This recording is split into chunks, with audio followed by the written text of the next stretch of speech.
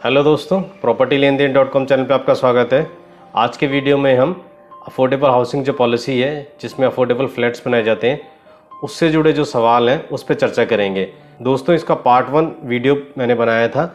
उसमें affordable policy क्या है, कौन लोग उसमें अप्लाई कर सकते हैं, किन लोगों को फ्लैट मिलता है, फ्लैट का साइज़ कितना होता है, फ्लैट कितने में मिलता है, ड्रॉ से कैसे निकलता है, अप्लाई कैसे करते हैं, उन सारी चीज़ों पे डिस्कस किया था। इसके साथ साथ आज हम डिस्कस करेंगे कि ये जो अफोर्डेबल हाउसिंग जो पॉलिसी है उसमें किस तरह से लोगों के मन में सवाल आते हैं जब वो उस पॉलिसी के तहत अप्लाई करते हैं, फ्लैट्स में अफोर्डेबल फ्लैट्स के लिए अप्लाई करते हैं, तो उनके सामने कई तरह के सवाल आते हैं। तो आज की वीडियो में मैं सारे सवालों की जवाब देने की कोशिश करूँगा ताकि जब आप नेक्स्ट टाइम कोई अफोर्डेबल हाउसिंग पॉलिसी के तहत फ्लैट निकले उसमें आप अप्लाई करें तो आपके मन में किसी तरह की कोई शंका और सवाल ना रहे। दोस्तों, वीडियो आगे शुरू करने से पहले मैं ये कहूँगा कि आप चैनल पे नए हैं, पहली बार आए हैं तो इस चैनल को लाइक कर लें, सब्सक्राइब कर लें। इस पे रियल एस्टेट से जुड़े हुए कंटेंट इसी तरह आते रहते हैं। दूसरा, अगर आप कोई अफोर्डेबल हाउसिंग पॉलिसी के तहत निकलने वाले फ्लैट में अप्लाई करना चाहते हैं तो आप स्क्रीन पे एक नंबर देख रहे होंगे, आप उस पर कॉन्टैक्ट कर सकते हैं जिससे हमारा ऑफिस का स्टाफ आपकी हेल्प करेगा अफोर्डेबल हाउसिंग जो फ्लैट है उसको अप्लाई करने में। तो आपको किसी तरह की कोई दिक्कत हो तो आप उस पर बेझिझक उस नंबर पे कॉल कर सकते हैं। अफोर्डेबल हाउसिंग पॉलिसी के तहत कोई फ्लैट निकलता है उसमें अप्लाई करने में। दोस्तों, सबसे पहले सवाल ये आता है जब कोई अफोर्डेबल हाउसिंग पॉलिसी के तहत अप्लाई करता है किसी की इसमें ऑनलाइन पेमेंट करनी होती है। ऑनलाइन पेमेंट या तो आप डेबिट कार्ड से कर सकते हैं या आप इंटरनेट बैंकिंग से कर सकते हैं।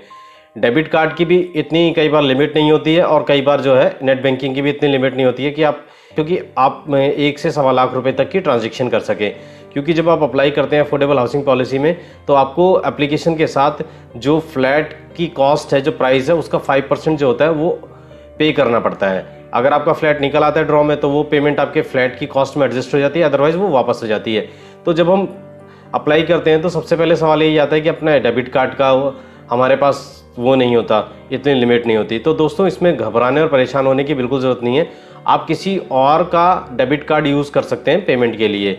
आप जब अकाउंट की डिटेल देंगे तो वो अकाउंट की डिटेल आप अपनी ही दें और डेबिट कार्ड किसी और का यूज़ कर सकते हैं, नेट बैंकिंग किसी और की यूज़ करके आप जो है पेमेंट कर सकते हैं। पहली क्लैरिटी तो ये है। जब वो पेमेंट आपका रिफंड होगा, आपका अगर फ्लैट नहीं निकलता है तो वो आपके अकाउंट में आ जाएगा। आपने जिससे लिए हैं आप उसके साथ जो आपकी ट्रांजेक्शन है वो कर सकते हैं जैसे भी आपको वापस करना है। तो दोस्तों, एफिडेविट का मैं आपको सबसे पहले क्लियर कर दूं। जब आप अफोर्डेबल हाउसिंग पॉलिसी के तहत किसी फ्लैट के लिए अप्लाई करते हैं तो एफिडेविट का सवाल सबसे पहले सामने आके खड़ा हो जाता है। एफिडेविट हर प्रोजेक्ट के साथ अलग अलग लगता है। बिल्डर उसको रिलीज करता है, बिल्डर ब्रोकर्स के पास भेजता है और ब्रोकर आप जैसों के साथ शेयर कर देते हैं। ब्रोकर्स को आपके फॉर्म जो भरते हैं उसके लिए कुछ कमीशन मिलता है, हम भी भरते हैं, हमें भी मिलता है, बट वो कुछ नंबर्स तक सीमित होता है। शुरुआत के कुछ नंबर्स तक आपका अगर फॉर्म भरे जाते हैं किसी ब्रोकर के थ्रू तो उसमें कमीशन मिलता है। वो नंबर 1 क्लैरिटी गिवर हो या कोई ड्रोन वाले हों, कोई भी XYZ हो, चाहे मैं हूँ, वो सबको मिलता है, बट वो कुछ नंबर्स तक मिलता है, उसके बाद नहीं मिलता है। तो आप ये ना सोचें कि ब्रोकर को हर किसी फॉर्म भरने पर ही कमीशन मिल रहा है, वो आपकी हेल्प भी करते हैं। एफिडेविट को लेकर आप परेशान ना हो, क्योंकि आप देश के किसी भी हिस्से में रहते हो, आप चाहे NRI हो, तो आप इस प्रोजेक्ट में अफोर्डेबल हाउसिंग पॉलिसी के तहत जो प्रोजेक्ट निकलता है उसमें आप अप्लाई कर सकते हैं। आप अपने किसी भी शहर में रहते हैं वहाँ से आप एफिडेविट तैयार कर सकते हैं, उसका फॉर्मेट लेके, और आप ऑनलाइन अप्लाई कर सकते हैं। तो जब भी कभी इन फ्यूचर में कोई अफोर्डेबल हाउसिंग पॉलिसी का कोई निकलता है, प्रोजेक्ट निकलता है, तो आप चाहे पटना में हो, चाहे आप जयपुर में हो, चाहे आप पंजाब में हो, लुधियाने में हो, दिल्ली में हो, आप अपने नियरेस्ट जो कोर्ट है वहाँ से आप एफिडेविट बनवा के और इसके लिए अप्लाई कर सकते हैं, ऑनलाइन अप्लाई कर सकते हैं। ऑनलाइन अप्लाई करने के लिए मैंने अलग से स्पेशल वीडियो बनाया है आप जैसे लोगों के लिए जिनको ये नहीं पता कि कैसे अप्लाई करते हैं। आपको वो वीडियो इस वीडियो के नीचे मिल जाएगा, उसका लिंक, आप उसको देख जरूर लीजिए, तो आपको पता लग जाएगा कि ऑनलाइन कैसे अप्लाई करते हैं। अगर फिर भी आपको कोई दिक्कत आती है तो स्क्रीन पे आपको हमारा नंबर दिख रहा है, आप उस पर कॉल कर लीजिएगा, हम आपकी पूरी मदद करेंगे अफोर्डेबल जो प्रोजेक्ट होते हैं उसमें अप्लाई करने में। दोस्तों, 2 चीज़ें क्लियर होगी। अब तीसरी जो सबसे बड़ी कंफ्यूजन है वो है कि हम कैटेगरी 1 में आते हैं, कैटेगरी 2 में आते हैं, कैटेगरी 3 में आते हैं, कैटेगरी 4 में आते हैं, लोगों को ये पता ही नहीं। तो दोस्तों, इसकी मैं क्लैरिटी दे देता हूँ। कैटेगरी 1 और कैटेगरी 2 में वो लोग आते हैं जो प्रधानमंत्री आवासीय योजना के तहत जिनका नाम रजिस्टर होता है, उस शहर की जो लिस्ट होती है सरकार की, नगर निगम नगर परिषद द्वारा बनाई हुई, या उस जिले की जो लिस्ट होती है PMAY की, उसमें उनका नाम होता है, या उस स्टेट की लिस्ट में जो उनका नाम होता है प्रधानमंत्री आवासीय योजना के तहत जिन्हें घर दिए जाने, उस लिस्ट में अगर आपका नाम है तो आप कैटेगरी 1 कैटेगरी 2 में आएंगे। प्रायोरिटी 1 प्रायोरिटी 2 मैं इंटरनेट पे सर्च कर चुका हूँ, देख चुका हूँ, अभी तक किसी ने आज तक ये बताया ही नहीं है कि अफोर्डेबल हाउसिंग जो प्रोजेक्ट है, जो पॉलिसी है, उसमें जो फ्लैट निकलते हैं उसमें कैटेगरी 1 और कैटेगरी 2 कौन होते हैं। तो अब प्रायोरिटी 3 पे आ जाते हैं। प्रायोरिटी 3 वो लोग होते हैं जिनका दिल्ली, एनसीआर, हरियाणा, चंडीगढ़ जैसे शहरों में अपना कोई मकान नहीं है, यानी डीडीए में, यानी हुडा में, या फिर आपका किसी लाइसेंस कॉलोनी में, जैसे डीएलएफ हो गया, जैसे सन सिटी हो गया, जैसे ओमेक्स सिटी हो गया, मालिबी टाउन हो गया, इस जैसी जो लाइसेंस कॉलोनी है, लाइसेंस लेके जिन्होंने टाउनशिप बनाई है, अगर आपका उसमें कोई घर नहीं है, मकान नहीं है, तो आप कैटेगरी 3 में आएंगे। अगर आपका कोई अनऑथराइज कॉलोनी में घर है, या आपका गाँव में कोई ज़मीन है, या आपका गाँव में घर है, तो भी आप कैटेगरी 3 में आएंगे। ठीक है दोस्तों, एक सवाल इससे और जुड़ता है कि किसी ने अगर अफोर्डेबल हाउसिंग जो पॉलिसी है उसके तहत जो कोई प्रोजेक्ट निकला है उसमें कोई शॉप ले रखी है, तो वो कैटेगरी 3 में आएगा, कैटेगरी 4 में आएगा। दोस्तों वो कैटेगरी 3 में आएगा। ठीक है, अब कैटेगरी 4 में कौन लोग आते हैं? जो कैटेगरी 3 में नहीं है, कैटेगरी 1 में नहीं है, कैटेगरी 2 में नहीं है, वो कैटेगरी 4 में होते हैं। यानी जिनका दिल्ली, एनसीआर, हरियाणा, चंडीगढ़ में किसी सेक्टर में या किसी लाइसेंस कॉलोनी में घर है, वो कैटेगरी 4 में आते हैं। ठीक है दोस्तों, इसमें मैं बता देता हूँ कैटेगरी 4 को सबसे जो लास्ट जो तवज्जो दी जाती है। कैटेगरी 1 और 2 के लोग तो मोस्टली अप्लाई ही नहीं करते हैं। कैटेगरी 3 की सबसे ज़्यादा इसमें प्रेफरेंस दिया जाता है कैटेगरी 3 को। कैटेगरी 3 की जो फॉर्म है वो अगर मान लीजिए अगर 1400 फ्लैट निकले हैं और कैटेगरी 3 के लोगों ने 1401 फ्लैट के लिए एप्लीकेशन दे दी है, तो कैटेगरी 4 के जो लोग हैं जो अप्लाई करेंगे उनकी एप्लीकेशन कंसिडर भी नहीं होगी। अगर मान लीजिए कैटेगरी 3 के 500 लोग हैं और 800 फ्लैट निकले हैं और 500 लोगों ने अप्लाई किया है, तो 300 जो फ्लैट हैं वो कैटेगरी 4 के लिए रखे जाएंगे। यानी कैटेगरी 3-4 में जितने लोग होंगे, अगर मान लीजिए कैटेगरी 4 के 800 लोग हैं और 300 फ्लैट है, तो 800 लोग 300 फ्लैट के लिए ड्रॉ में शामिल किए जाएंगे। ठीक है दोस्तों, अब मुझे लगता है आपको कैटेगरी 1, कैटेगरी 2, कैटेगरी 3 और कैटेगरी 4 इसकी जो कन्फ्यूजन थी वो दूर हो गई है। आपको ये पता लग गया है कि पेमेंट कैसे करनी है, आपको ये पता लग गया है कि आपको एफिडेविट कहाँ से बनवाना है, कैसे बनवाना है।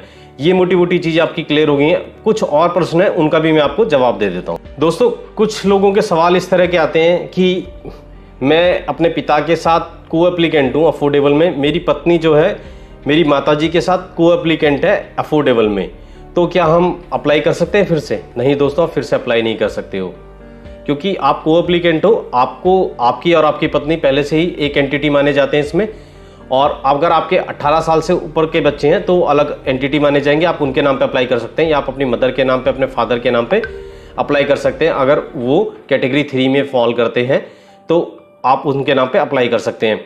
कुछ लोग इस तरह से कहते हैं कि हमने अप्लाई किया था, मेरी वाइफ का निकल आया और मेरा, क्या मैं अप्लाई कर सकता हूँ? नहीं दोस्तों, दोनों हस्बैंड और वाइफ एक एंटिटी है। कुछ मेरे पास सवाल इस तरह के आए कि मैं भी अप्लाई कर देता हूँ, मेरी पत्नी भी अप्लाई कर देती है, किसी ना किसी का तो निकलेगा। दोस्तों ये पॉलिसी के अगेंस्ट है। आप अप्लाई करेंगे तो अगर आप पकड़े जाएंगे तो हो सकता है कि आपका अगर फ्लैट निकलेगा वो कैंसिल कर दिया जाए।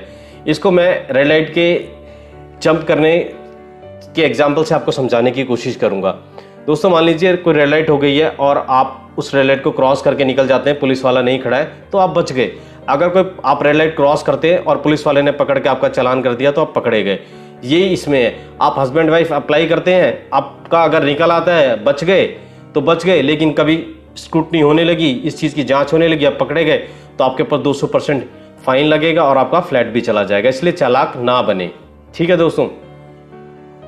हाँ, अब एक सवाल इस तरह का किसी ने मेरे से पूछा कि मेरी पत्नी ने अप्लाई किया, उसका निकल आया, मेरी माताजी उसमें को एप्लीकेंट थी, तो क्या मैं अपनी माताजी के नाम पे अप्लाई कर सकता हूँ क्योंकि वो तो को एप्लीकेंट है उसमें?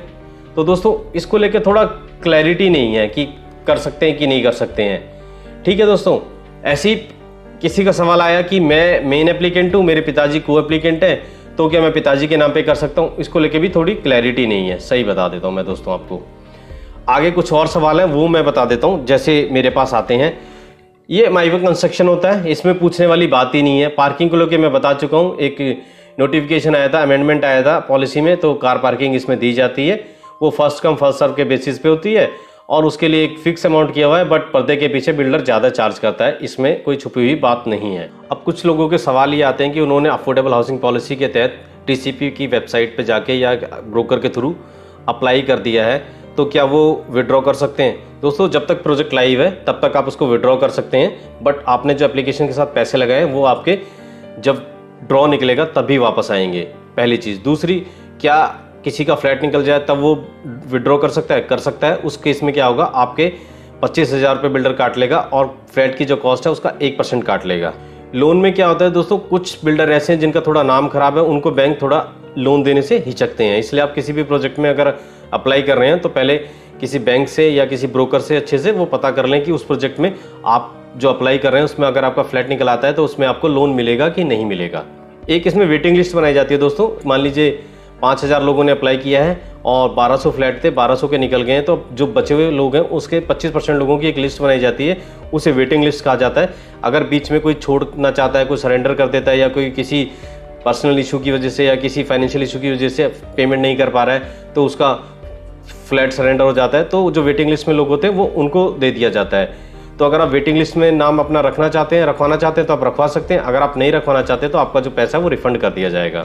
जब भी आप किसी प्रोजेक्ट में अप्लाई करें तो एक बार ये पता कर लें कि वो जो प्रोजेक्ट है वो किसी बैंक से अप्रूव्ड है कि नहीं है। अगर कोई प्रोजेक्ट किसी बैंक से अप्रूव्ड होता है तो उसमें लोन मिलने में आसानी रहती है। कुछ लोग कहते हैं कि हमारा अगर नहीं निकला तो कितने दिन में पैसा जाएगा? ये 30 से 45 दिन में आपका पैसा जो है वापस आपके अकाउंट में आ जाता है। ये वेटिंग लिस्ट कब तक रहती है? ये वेटिंग लिस्ट 2 साल तक रहती है। मतलब 2 साल तक अगर कोई छोड़ के जाना चाहे, बीच में छोड़ देता है या कोई किसी का फ्लैट सिलेंडर कर देता है तो वेटिंग लिस्ट 2 साल तक रहती है। उसमें जो वेटिंग लिस्ट में लोग होते हैं उनको वो फ्लैट दे दिया जाता है। 2 साल के बाद वेटिंग लिस्ट खत्म हो जाती है और सबका पैसा जो है रिफंड कर दिया जाता है। अब कुछ लोग ये कहते हैं कि हमारा निकला था, हमें जगह पसंद नहीं आई, हमें ईस्ट फेस चाहिए था, हमें वेस्ट फेस नहीं चाहिए था, हम उसको सरेंडर करते हैं तो फिर दोबारा से अप्लाई कर सकते हैं। आप दोबारा से अप्लाई कर सकते हैं, बट आपको जो है जो प्रेफरेंस जो है वो उतनी नहीं दी जाएगी। प्रेफरेंस उन्हीं लोगों को दी जाएगी जिनका पहले नहीं निकला है अफोर्डेबल हाउसिंग पॉलिसी के तहत कोई फ्लैट। इसके बीच में मैं आपको एक चीज़ और कह दूं कि अगर आप इस चैनल पर नए हैं, पहली बार आए तो चैनल को लाइक और सब्सक्राइब जरूर कर लें। और हरियाणा वालों से मेरी खास तौर पे दरख्वास्त है, गुजारिश है कि अफोर्डेबल हाउसिंग पॉलिसी के जो फ्लैट हैं, जो प्रोजेक्ट हैं वो कम रह गए हैं, आप अप्लाई कर लें। बहुत सस्ती कीमत पे बहुत अच्छा फ्लैट मिल जाता है। देश में और कहीं भी 3 BHK इतने कम प्राइस पे नहीं मिलता है। तो इसलिए आप अपने एक इन्वेस्टमेंट जरूर करें। आपके बच्चे कल को पढ़ के नौकरी करने गुड़गांव जाएंगे तो आप उनको एक घर दे सकेंगे या उनके पास एक अपना घर होगा, या फिर आप इन्वेस्टर के तौर पे भी वहाँ पर इन्वेस्टमेंट कर सकते हैं। ये सबसे अच्छी इन्वेस्टमेंट मैं आज के टाइम पे कह सकता हूँ कि शेयर मार्केट्स, म्यूचुअल फंड से भी अच्छी इन्वेस्टमेंट है अफोर्डेबल हाउसिंग पॉलिसी में। अफोर्डेबल हाउसिंग पॉलिसी के जो फ्लैट्स हैं उनको इतना प्रमोट इसलिए नहीं किया जाता है दोस्तों, क्योंकि जो लग्जरी, अल्ट्रा लग्जरी बिल्डर्स द्वारा करोड़ों रुपए के फ्लैट बनाए गए, फिर लोग उनको छोड़ के सारे अफोर्डेबल की तरफ ही जाने लगेंगे। इसलिए इसको थोड़ा कम प्रेफरेंस दिया जाए। लेकिन मैं इस वीडियो के माध्यम से आपको ये मैसेज देना चाहता हूं कि आप अफोर्डेबल में जरूर अप्लाई करें। अगर आप अप्लाई करने में किसी तरह की परेशानी होती है, आपको कोई कठिनाई आती है, तो आप हमसे कांटेक्ट कर सकते हैं। स्क्रीन पे आप नंबर देख रहे होंगे। हम अफोर्डेबल हाउसिंग प्रोजेक्ट में अप्लाई कराने में आपकी पूरी मदद करेंगे। अब कोई पूछता है कि एक प्रोजेक्ट में क्या मल्टीपल एप्लीकेशन लगा सकते हैं? एक प्रोजेक्ट में एक व्यक्ति एक ही एप्लीकेशन लगा सकता है, बट एक फैमिली में अलग अलग लोग हैं, हस्बैंड वाइफ एक एंटिटी है, माता पिता हैं, ब्रदर हैं, वो सब अलग अलग अप्लाई कर सकते हैं। कुछ लोग बोलते हैं कि हमने 2 प्रोजेक्ट में अप्लाई किया था, दोनों में निकल के क्या हम 2 फ्लैट रख सकते हैं? नहीं दोस्तों, आपको एक सरेंडर करना पड़ेगा। कुछ लोग ये पूछते हैं कि क्या अफोर्डेबल में पावर बैकअप मिलता है? जी हाँ, पावर बैकअप की सुविधा अफोर्डेबल में मिलती है। अगर आप देखना चाहते हैं माईवे कंस्ट्रक्शन क्या है तो आपको थोड़ी कष्ट उठाना पड़ेगा, थोड़ी मेहनत करनी पड़ेगी। गुड़गांव में आप लिस्ट निकालिए, जो अफोर्डेबल डिलीवर हो चुके हैं वहाँ जाके आप देखिए कंस्ट्रक्शन क्वालिटी कैसी है, माईवन जो बनता है फ्लैट वो कैसा होता है। तो इससे आपको एक कॉन्फिडेंस आएगा, आपको पता रहेगा कि हाँ किस तरह के जो फ्लैट है वो अफोर्डेबल में बना के दिए जाते हैं। इसमें कुछ लोग पूछते हैं कि इलेक्ट्रिसिटी लोड कैपेसिटी क्या रहेगी। इसमें इलेक्ट्रिसिटी लोड कैपेसिटी 2 किलोवाट की होती है पर फ्लैट। मेंटेनेंस चार्ज के बारे में कहा जाता है, मेंटेनेंस चार्जेस 5 साल तक फ्री होता है, बट इसमें कौन सी सर्विस फ्री रहेगी, किसका चार्ज रहेगा, ये ग्रे एरिया, इसको लेकर पॉलिसी में बहुत क्लैरिटी नहीं है। आप देखेंगे कि अफोर्डेबल हाउसिंग प्रोजेक्ट में lift maintenance, common cleaning area, park maintenance, security आदि के लिए आपको 3 रुपये स्क्वायर फीट से हिसाब से मेंटेनेंस पे करनी पड़ेगी। तो दोस्तों ये कुछ सवाल थे जो मेरे पास आए थे, या मेरे को कुछ लगा कि जो आपके सवाल हो सकते हैं उन पे मैंने आपको जवाब देने की कोशिश करी है। उम्मीद करता हूं कि आपके लगभग सभी सवालों का जवाब मिल गया होगा। अफोर्डेबल हाउसिंग पॉलिसी में जो आप अप्लाई करते हैं, आपके मन में उस तरह के सवाल उठते हैं कि हम अप्लाई करेंगे तो क्या होगा, कैसे होगा। बट इसके बाद भी अगर आपका कोई सवाल रह जाता है तो आप इस वीडियो के नीचे कमेंट बॉक्स में अपने सवाल जरूर लिखें, मैं आपके हर सवाल का जवाब दूंगा। आपको बिल्कुल झिझक करने की जरूरत नहीं है। आपके मन में कैसा भी सवाल अफोर्डेबल हाउसिंग पॉलिसी से जुड़ा उठता है तो आप बेझिझक होकर नीचे कमेंट करें, सवाल पूछें, आपके सवाल का जवाब जरूर दिया जाएगा। तो दोस्तों वीडियो काफ़ी लंबा हो चुका है, हम इस वीडियो को यहीं ख़त्म करते हैं। फिर मिलेंगे एक नई वीडियो में नए टॉपिक के साथ। तब तक के लिए जय हिंद।